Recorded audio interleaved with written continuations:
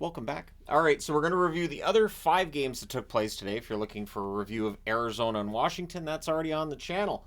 So we had some lopsided scores. We had a couple of close games. Let's go ahead and go through it. We're going to start things off talking about the New Jersey Devils and the LA Kings. The Devils, they look like a team that's done, and yet they scored first, which they almost never do. It's Dawes versus Talbot, and on the first shot via turnover, Timo Meier gives New Jersey the lead from Nico Hischier at 15 seconds. Must have thrown them right off. We get a power play for the Kings shortly thereafter. That's killed off.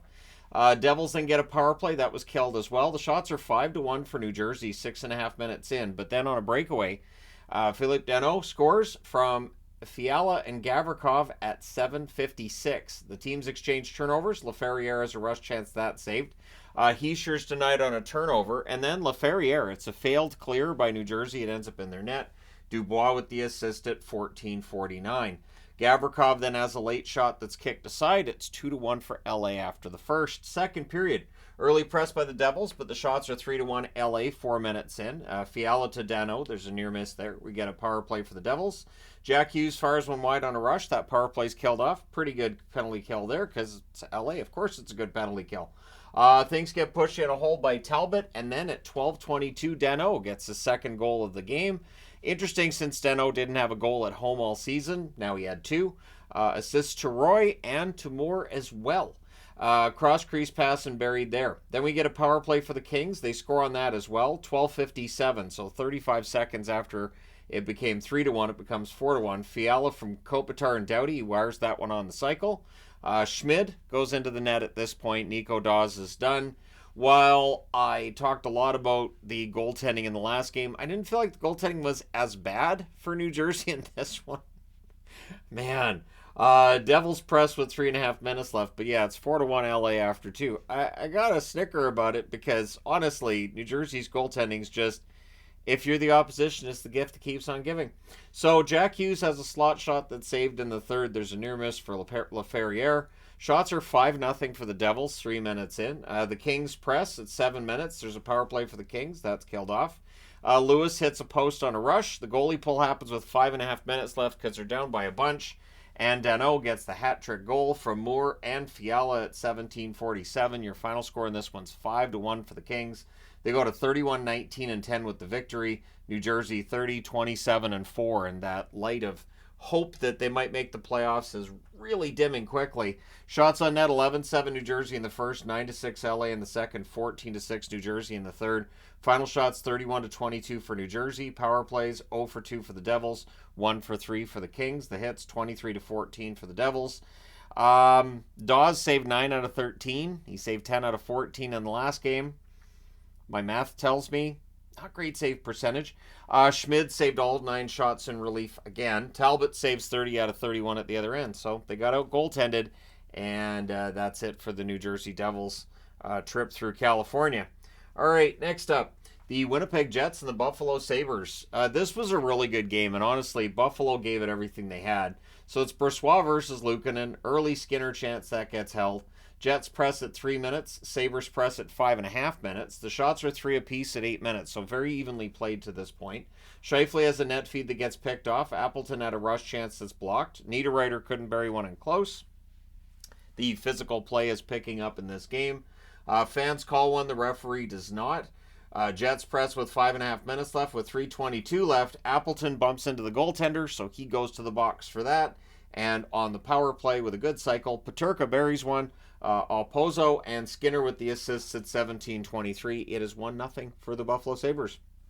But 6 seconds left in the period. Niederreiter tips one in from the side of the net. Morrissey and Pionk with the assists. The Jets are in a 1-1 tie after 1. Second period, Monahan gets denied on a break. Sabres have a 3-on-2. That's broken up. Cousins has a net drive. That's held. Jets press 3.5 minutes in. The teams exchange rush chances. Niederreiter's denied on a 2-on-1 rush. The shots are 4-3 for the Jets at 9 minutes. At 9:20, though, the Sabres score. It's Robinson from Krebs and Gergensons. And then the Sabres press for another, now that they're up 2-1. There's a press by Buffalo again with 7 minutes left. We get a power play for the Jets. That's killed off. Pionk has a net feed then that's picked off. Buffalo has a 2-1 lead after 2. Third period, power play for the Jets. Sabres prevent a setup early. Pretty aggressive penalty kill. They do kill that off. Shots are 3-2 Winnipeg, 4.5 minutes in. The Jets press at 6 minutes. Morrissey's denied as the Jets rush. Or as the Jets push, I should say. It's right there on the board. I don't know why I said rush. These things happen. Power play for Buffalo then. That's killed off. Thompson has a shot right after that's held. And then on a net drive, Morrissey goes 5-hole.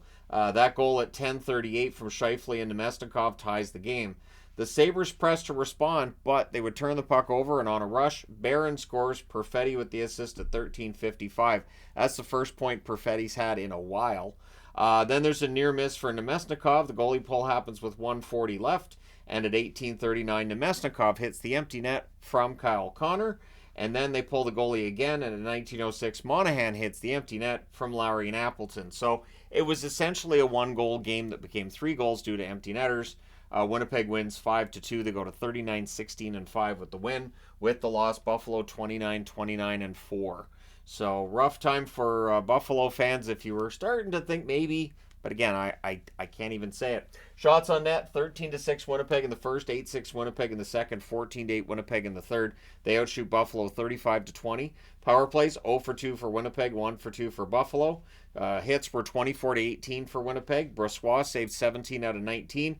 Luukkonen had another really good game, 30 saves on 33 shots, playing on back-to-back days. Really going old school with how they're deploying their goaltenders right now. But again, Buffalo, a loss, and against a really good team. But still, they need to win some games here if they're going to really get back in the hunt. All right, next up, San Jose and Minnesota. And San Jose almost did it again. San Jose has been sneaky good because they work so hard. They outwork the opposition.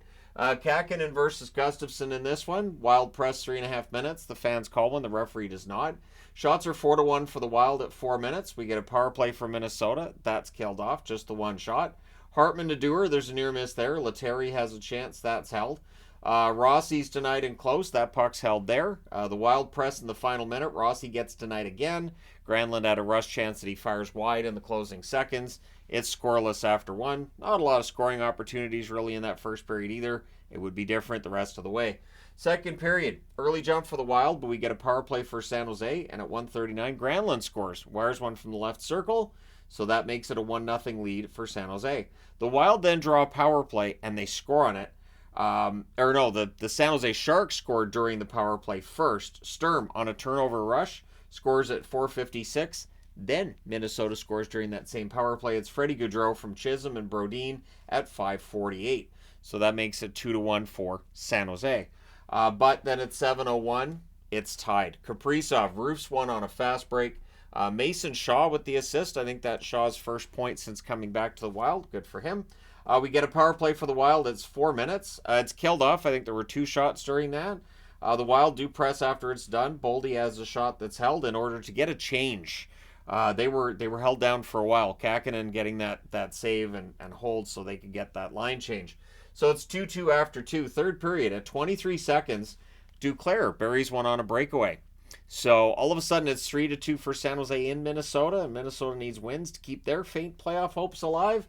But at 2:38, it's Kaprizov once again. He scores from Boldy. It's a one-timer from the slot, ties the game at 3. Shots are 3-2 for the Wild with 7.5 minutes left. There really wasn't much to write on the board with some of these games today. The Wild press was 6.5 minutes left, and then at 15:59, Kaprizov buries one from the right circle. That's the hat trick. Eriksson, Ek, and Boldy with the assists on that. With 2:30 left, the Sharks get a power play. They pull the goalie to make it 6-on-4.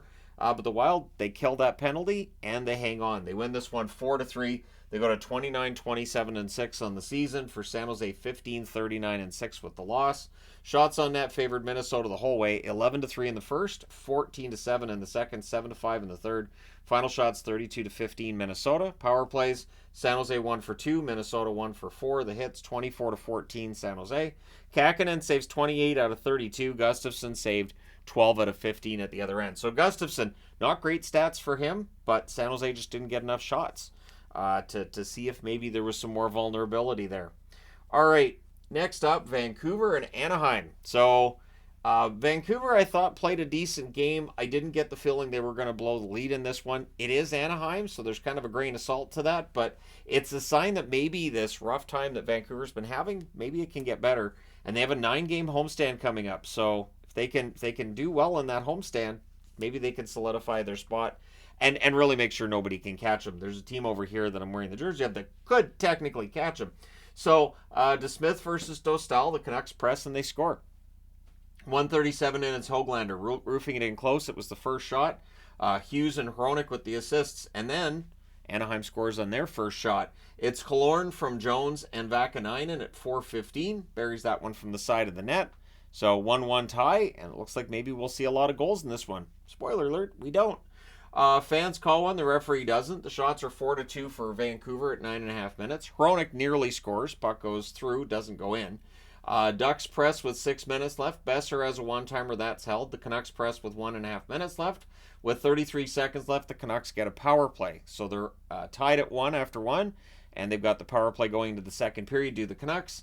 And it ends up being 3 seconds of 5-on-3 as the Ducks take another penalty just as the first's winding down, but the Ducks do kill it off. However, they don't clear it. And Garland tips it in during a press after it's done. Zadorov and Miller on the ice get the assists on that one at 3:34, and so that makes it 2-1 for Vancouver. Canucks press at 7 minutes. We go a long stretch without a whistle, as we did in the third period as well. Shots are 3 apiece at the half. Terry wasn't on the Ducks bench. He would come back into the game, though. Power play for Anaheim, that's killed off. There's a crossbar for Grew. If that had gone in, this game might still be going. Canucks press, 6 minutes left. Not likely. We'd be in like round 600 of a shootout if that happened. But the Canucks do press with 6 minutes left. Vetrano has a chance that's held off of a turnover. The Ducks press in the final minute, and it's 2-1 Vancouver after 2. Third period. There's a nice shoulder save on Killorn early by DeSmith. Canucks press at 2.5 minutes. Jones is denied as the Ducks get some pressure. Juleson has a chance that's held. Shots are 5-3 Vancouver at 6 minutes. Canucks press at 9 minutes. Henrique has a net feed that's picked off. A near miss for Olin Zellweger as he's looking for his first NHL goal. Grew has a rush chance. That's held. Pettersson takes a puck high. He took it right about here. It was clear as day from when you're watching the footage. So he stayed in the game. Hopefully that doesn't swell up and cause him any issues. But at any rate, I figure it's just going to be a pretty painful bruise for a while. So the Canucks press with 3 minutes left, and they also made sure that it took a while for Anaheim to get the goalie pulled. So they didn't get the goalie pulled until there was 1 minute and 5 seconds left, and the Canucks hold on. There were some opportunities for Anaheim, but in the end, Vancouver wins this one 2-1. They go to 39-17-7 with the win. With the loss, Anaheim 22-36-3. Shots on net, 14-3 Vancouver in the first, 8 apiece in the second, 9-7 Vancouver in the third. They outshoot Anaheim 31-18. Power plays, Vancouver 0-2, Anaheim 0-1. Hits 24-15 Anaheim. DeSmith saved 17 out of 18. Dostal, considering Gibson came down with illness and was a late scratch, Dostal played well. 29 saves on 31 shots for Dostal. And then the last game is between Pittsburgh and Edmonton. I'm also going to let people in on something. These games really didn't affect the power rankings from last night much at all. I really didn't move anybody around. I moved a couple teams, maybe one spot. We're at that time of year where I'm like, yeah, that's right about how it should have gone, and there weren't any huge upsets here. So now we're going to talk about Pittsburgh and Edmonton. I'm kind of feeling bad for Pittsburgh right now because coming off of that collapse last night against Calgary, the last thing you need is to run into the Oilers right now. So it's Nedeljkovic versus Pickard. The shots are 2-0 for the Oilers at 3.5 minutes. The Oilers press at 5 minutes. We get a power play for the Penguins. Riley Smith has a one-timer that's held. The power play is killed off. And then at 14:07 on a rush, Hyman buries a rebound. Draisaitl and McDavid with the assists as McDavid continues his just ridiculous run of assists. Penguins look to respond. Letang has a rush chance that's held. It's 1-0 Oilers after 1. Second period. Oilers press at 1.5 minutes. Raquel's denied as the Penguins press. And then at 2:55 on a rush, Corey Perry puts one in. McLeod and Fogle with the assists. Fogle set a career high in points in a season tonight, so good on Warren Fogle. He's earned it. The Oilers press for another, and they would get it. At 5:55, Hyman buries one in close. Draisaitl and Bouchard with the assists. That's the one that was a kind of a shot pass by Draisaitl, where you take the shot on the goalie's pad, expecting that rebound to go to your buddy, and it does. And he buries it. Penguins press are kept to the outside. There's a near miss for Erik Karlsson. The Oilers clear. Too many Penguins on the ice, so the Oilers with a power play. Perry has a chance that's held during that. That's killed off. Post for Gagne on a rush. Then there's a near miss for McDavid on a 3-on-2. Jansen Harkins draws a penalty shot, misses the net on his penalty shot attempt. And then McLeod banks one in off of Nedeljkovic. Kulak and Kane with the assists at 18:47. And then at 19:10, it's the backbreaker. Ceci from the right circle, Fogle and Kulak with the assists. The Oilers changed up their defensive pairings tonight. Seemed to really benefit those guys on the blue line. So some smart moves there by the Oilers. It's 5-0 after 2. Third period, there's a post for Pierre-Olivier Joseph. Kane's denied on a fast break. It draws a power play, though. That then becomes a minute and 13 seconds of 5-on-3. That was all killed off. And at that point, you could see the Oilers had kind of taken their foot off the gas. Understandable. It's not a division rival. It's not a team you really want to embarrass out there. So I understood them not, giving it the same effort they normally would on a 5-on-3. So its shots are 6-1 for the Oilers at 5.5 minutes. And at 6:03, McDavid buries a rebound. Draisaitl and Ekholm with the assists there. Penguins draw a power play. That's killed off. But the Penguins would get on the board. Evgeny Malkin buries one during a press. Smith and Raquel with the assists at 12:23. That's really as close as Pittsburgh gets. The Oilers did a really good job from there of just shutting down any kind of pressure the Penguins were looking to assert. Your final score is 6-1. The No Mercy Magnet's in its spot. The Oilers go to 37-20-2 with the victory. With the loss, the Penguins 27-24-8. I would think that the back-to-back losses in Alberta should tell Kyle Dubas this is not the team that's going to make it to the playoffs and do much. So I think selling is what Pittsburgh's going to do this week. Shots on net favored the Oilers the whole way through. 11-8 in the first, 11-6 in the second, 16-10 in the third. Final shots 38-24 for the Penguins. Power plays 0-2 for Pittsburgh, 0-3 for Edmonton. Hits were 33-33. Physical game. Nedeljkovic saved 32 out of 38. Rough night for him. Calvin Pickard, very good. 23 saves on 24 shots. And yeah, the Oilers kind of a bit of a wagon right now, and they build their lead in points over Vegas as well as over LA. LA keeps pace with their win today, of course. And so, yeah, we will see what happens with the division from here. But it definitely looks like the Oilers are cruising to at least second place in the division. Let me know your thoughts in the comments section below as always. Don't forget to hit like and subscribe in the event that you've not already done so. Thank you guys so much for all your support. I will talk to you again soon.